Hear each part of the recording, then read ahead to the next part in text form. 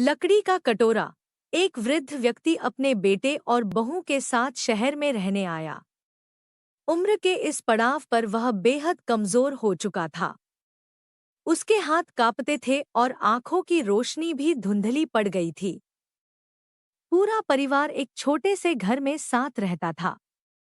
हर शाम वे सब एक ही डाइनिंग टेबल पर बैठकर भोजन करते थे।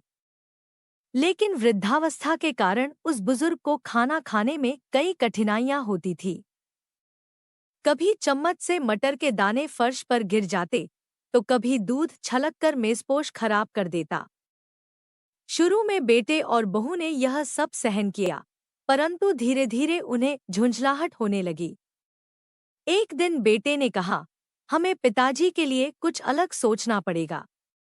बहू ने भी सहमति जताते हुए कहा, आखिर कब तक हम इनके कारण अपने खाने का मजा खराब करते रहेंगे? और चीजों का नुकसान अलग से हो रहा है।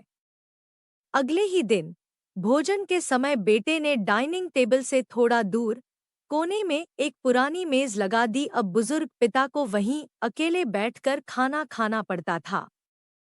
इतना ही नहीं, उनके लिए बर्तनों की जगह एक लकड़ी का कटोरा और चम्मच रख दिया गया, ताकि कोई बर्तन टूटे या गंदे न हों। बाकी लोग आराम से साथ बैठकर भोजन करते। बीच बीच में जब उनकी नजर उस बुजुर्ग पर पड़ती तो उनकी आंखों में आंसू छलक आते, लेकिन बेटे बहू का मन जरा भी नहीं पिघलता। उल्टा वे उनकी छोटी सी गलती पर भी डांट फटकार कर देते।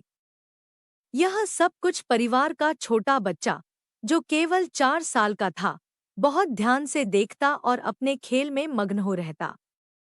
एक दिन रात के खाने से पहले माता पिता ने देखा कि उनका बेटा जमीन पर बैठकर कुछ बना रहा है।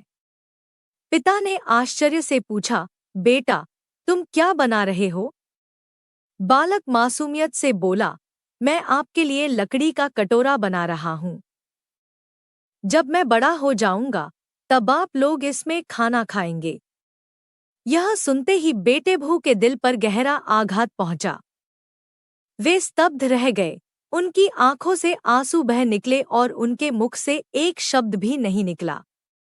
वे समझ गए कि उनकी गलती कितनी बड़ी थी। उस रात उन्होंने अपने बूढ़े पिता को वापस डाइनिंग टेबल पर ला बैठाया। उसके बाद से उन्होंने कभी उनके साथ अभद्र व्यवहार नहीं किया।